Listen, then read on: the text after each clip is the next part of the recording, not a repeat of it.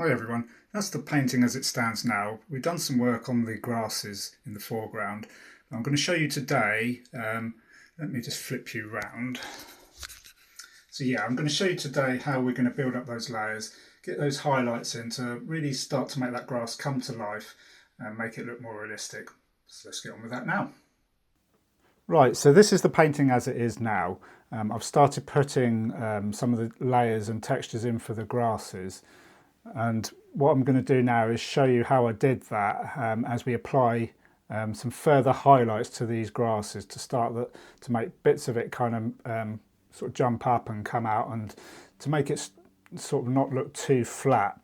So I've got the size 1 rigger brush here, I don't know if you can see that on camera, and I've got on my palette some azure blue, some cadmium yellow and a bit of titanium white. With a little bit of iridium here, and I'm just mixing up a lighter value than we've got here. So I'm going to start applying that now. This layer is now pretty much dry, so we can start painting over the top. But what I'm trying to do is I'm not going to create a whole flat area. I'm just going to build sections up, so it's more like this kind of colour here. So let's see how we go.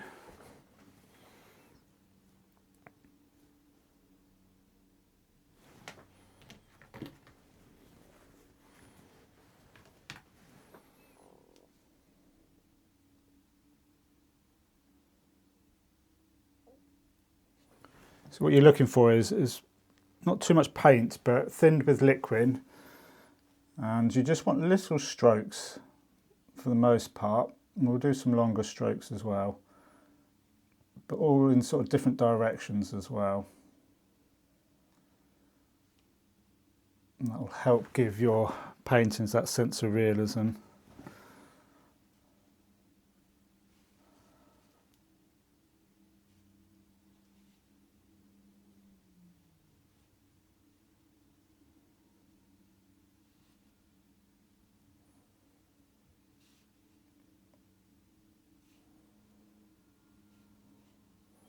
So remember to keep, we've got areas that are darker in here, and you don't want to be covering those up with the lighter paint too much. You want to keep those areas, so you've got those areas of difference. It's just little strokes in different directions, just picking out highlights, and it'll kind of give that lighter tone to the tops where the sunlight's hitting it, is the effect you're looking for. This is one of those things it is time consuming, but if you want that realistic effect, it's really worth just taking your time with this. It's not something you want to be rushing.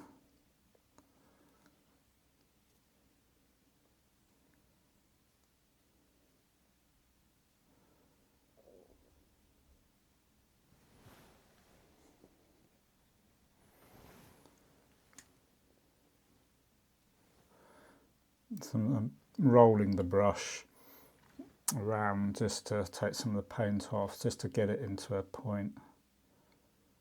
Which is quite useful if you load up the brush with too much paint and you end up with lines that are a bit thick.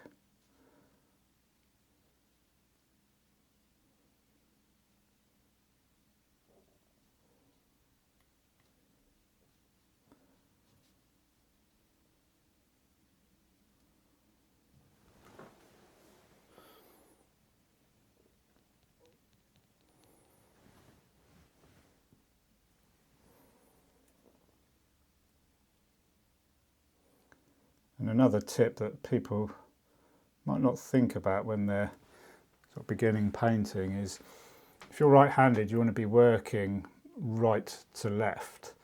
It's just easier. It stops you from smudging it. You can use one of these, which is just my own little homemade cane, and you put that up against the board and you can rest your arm out so you're not pressing on any wet paint.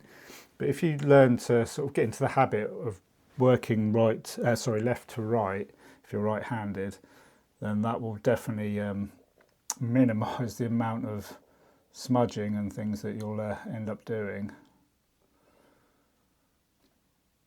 It's just one of those things that's kind of good practice to get into the habit of doing if you can.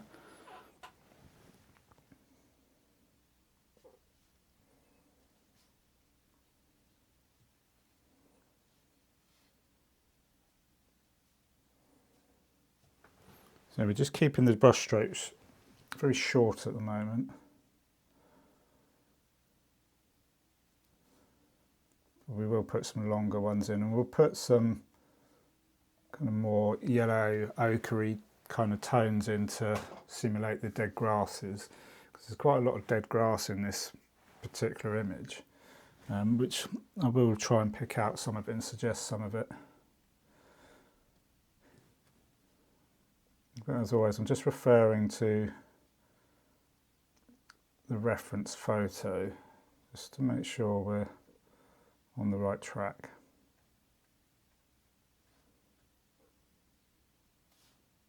But it's these little details that really help to make and build the realism in a painting. It's when you get to add these finer details with the rigger brush that the painting really starts to come to life, I think.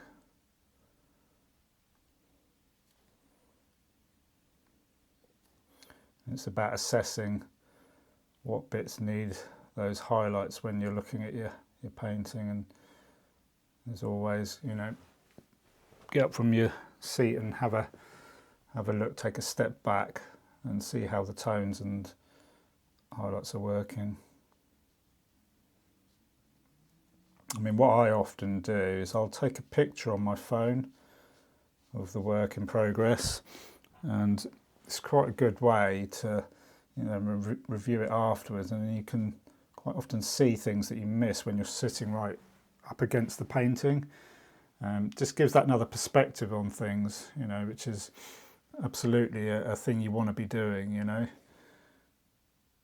because there's always, or not always, but often things that you'll miss when you're sat right up against the painting, you know, which is why I've always said in my lessons to, you know, get up and take a step back from your painting and have a look at it, so you're not right up against it.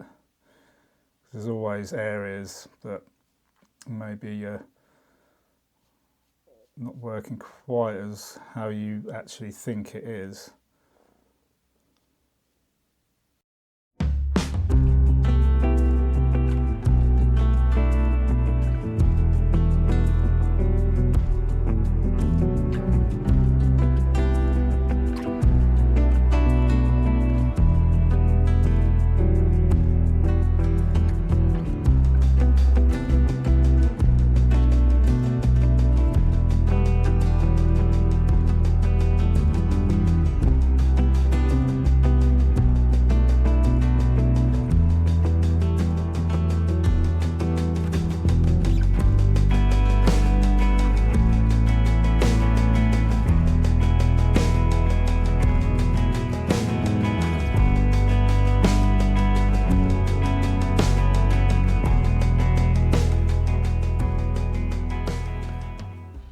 As I'm painting this, I am just adjusting the colours ever so slightly where I want the highlights. So some of these I'm adding a bit more of the viridian hue, that really bright, vibrant green, and it gives it more of a kind of a bluey kind of tone to the highlight colour.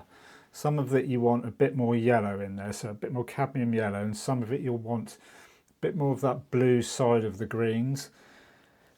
So just keep varying it as you go, and as I said, you know, just make sure you don't fill everything in flat in one colour, because then you'll lose that sense of realism, that sense of 3D.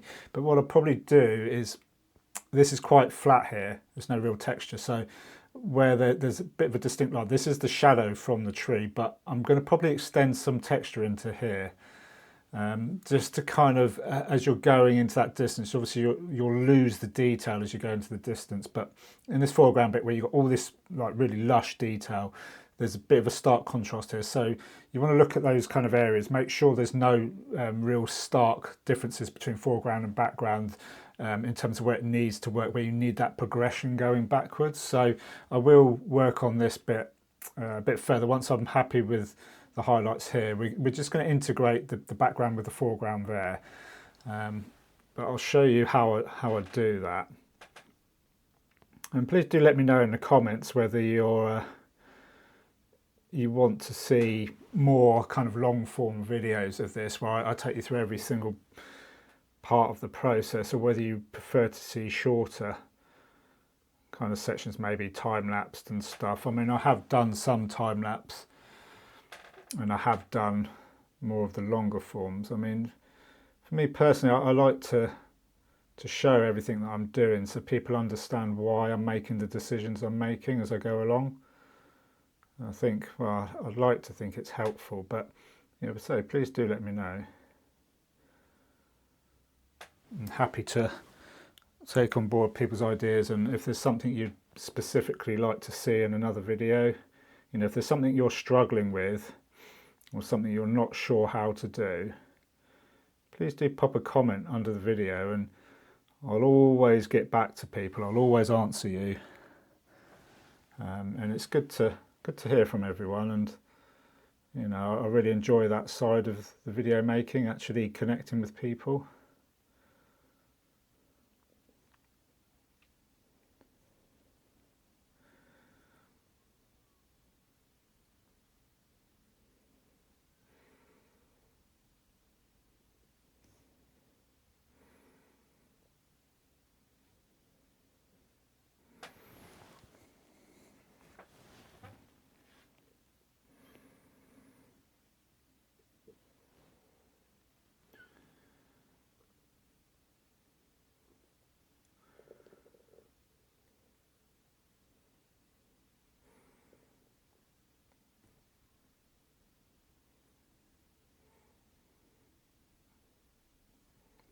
I'm just doing little sharp strokes here that come to a point. And these are bits where grasses are bent over and catching the light. So as I said before, vary your brush strokes and the amount of paint you have on the brush. Vary the direction that you're doing everything in. As a right-hander, it's much more natural for me to go in that direction when I'm doing grass. It's actually quite hard to go backwards, but with the right pressure. But it's quite easy to accidentally end up going all one direction if you're not careful.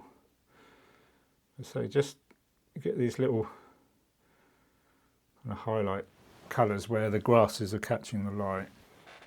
Again, all these different variations of both colour and brush stroke just really helps to make things look more natural, more realistic.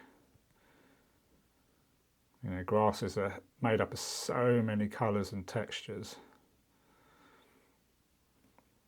And really at this point, even though I've got the reference photo, I'm really using my own imagination really to kind of build this up and just going with how I feel it kind of should look. As I said before in previous lessons, I don't ever slavishly follow a photograph. It really is just a basis for a composition, sort of general feel for the colours and an overall theme. I really don't copy every single detail. I just, for me, life's too short for that. I'll take my hat off to anyone who can paint photorealistic. I just don't have the patience for it, and I think most beginners will probably be in the same boat. So, let your kind of creativity get involved in your work, and don't think that you have to follow everything exactly as the photograph. You can adjust things, and certain things, in photographs don't necessarily work that well in a painting. So, feel free to take things out, add things in, change colours. I mean, I do all of that to try and make the painting successful. That's what matters at the end of the day. It's the success of the painting. It's not the kind of adherence to your reference photo, if you like, unless you're trying to be photorealistic. But for beginners, I don't think that's particularly applicable.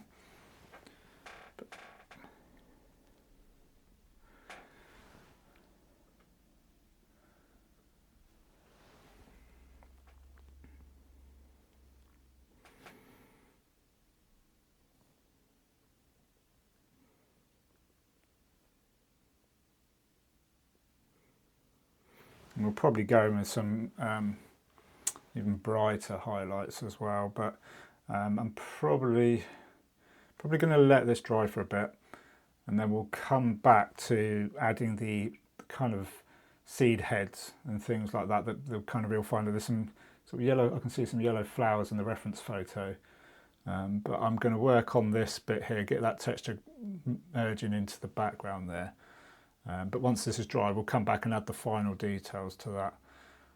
So if you're enjoying these lessons, please do give me a thumbs up and subscribe to the channel.